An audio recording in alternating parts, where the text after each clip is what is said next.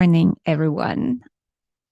I wanted to bring up something that is very, very close to my heart. And it is a question that this moment in time, I ask all my clients, I ask myself.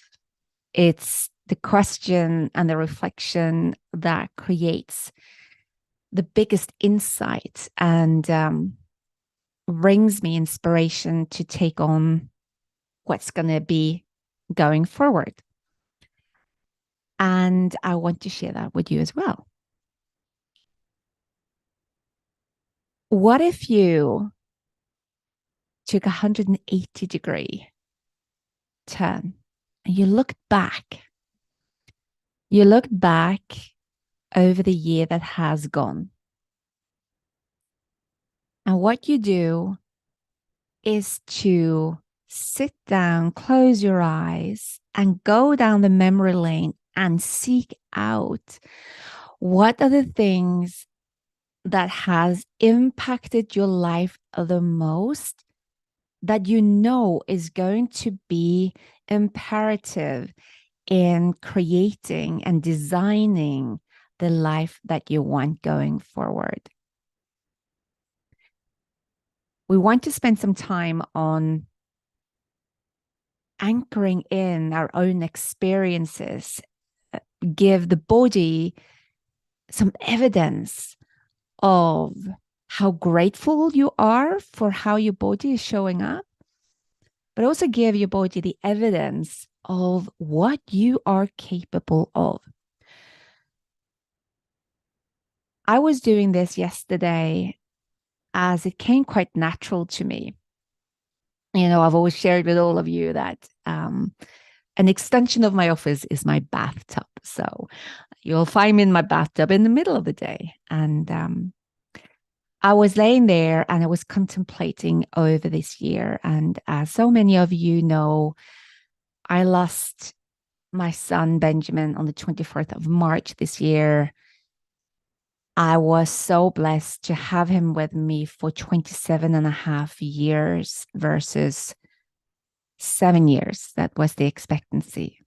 Yet, I was so ready to have him with me many more years. And the big reflection I had was how wrong I had been in my preparation for grief. I had literally had 25 years to prepare for his death. I had 25 years to think about what his funeral would be. I had 25 years to think about what to say, what it would look like. I was so scared of my own feelings. How would it be the day he was no longer here? And the biggest surprise for me was how I was dealing with it very differently than whatever I could prepare for. And when time comes, I am able to bring up things inside of me that I didn't know even existed. So in this time of grief and pain, there is also a tremendous level of appreciation showing up in my life, that I have the strength, I have the network, I have a relationship with myself that is so strong that I can go through anything in my life. Because losing a child is hard. It's hard. So I was looking at that, I was thinking about it, and then I was also thinking about how I had shifted my mindset, how I had slowed down. And as a result of that, interestingly enough, it seemed that I became a match for my bigger visions, which is bigger stages. I work with clients with bigger visions, creating bigger impact in the world. And I have found myself receiving clients from the level that I, for a long time, wanted and manifested in. And but before Benjamin, I wasn't ready for some of it because it is a lot. And back then, my main focus would always be Benjamin. And now there is a release of energy um, to support women who are really stepping in and want to create a bigger impact in this world. And I have been able to receive them. So looking back has been important. I think also what really stood out for me was how much actually can happen in a year. And, when I look back, I think it's gone so fast. And when I know how many things can happen in a year, I understand that there is a lot I can not bring in on my calendar, because it's not about bringing things on the calendar, but there are a lot of things that I can bring up in my mind without fear that, oh, there isn't enough time. What about you?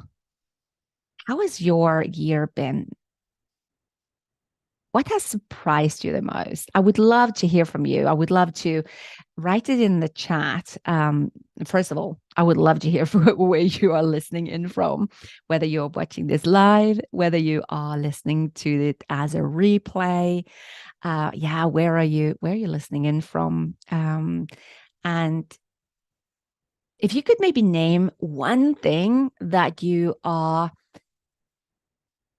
sit with from this year that you will bring with you forward, that you want to remind your body, your inner self about, put it in the chat. Put it in the chat. For me, I want to remind myself that it's actually just, for me, it's about just do it, Rita. When you have an idea, just do it. You have proven before that it leads you forward. And when I'm thinking about that, I'm able to give the evidence to myself that that is actually the truth. Very often when we are talking about limiting beliefs or lies, I call them lies, based on Jim Quick's model, which is limitation or limiting ideas entertained. So a lie, limiting idea entertained, very often is because we haven't given the body the evidence of the opposite. The body easily turned to where we didn't achieve something, where we failed, and it brings a lot of that in from childhood, and we feel weakened. So we want to use as much as we can of our own resources to remind our body about our accomplishments and what we are emotionally super proud of. So I very often then I sit down, I close my eyes, and I visualize what I have experienced that I know to be true, that is not something I want. It actually did happen. And I feel my joy and happiness and just like, wow, I can't believe it. I can't believe I did that. I wanted it for so long and now I did it. So kind of reminding my body and my mind about that. That now I'm turning it into limitless ideas entertained.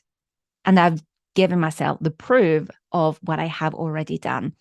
And I know that I'm on the right track because when I close my eyes, I feel inspired. I feel my body like, oh, coming to life. I'm so grateful. And when you're so grateful, you feel that level of heightened excitement. And of course, now when you do that, it becomes easier to step into thinking, what else is possible for me now, knowing all the things that I have done? I also want to share this model comes also when you've gone through a year of great adversity, a lot of challenges. And you might think that my year has been just so heavy, so hard. And this is where I invite you as well to go back and bring up the ways of which you have surprised yourself of doing it, of going through it. Maybe you've had that one conversation that changed it all. Maybe You spoke your truth that changed it all. Even you felt maybe bad about it afterwards, but it changed it all. Maybe you made that decision to leave an unsatisfying job. Yeah, it feels hard, but you were able to make a decision. You're a decision maker. So that's my invitation today. There are things going on, and we get to choose to focus on what gives us joy, or we can choose to focus on things that makes us feel down.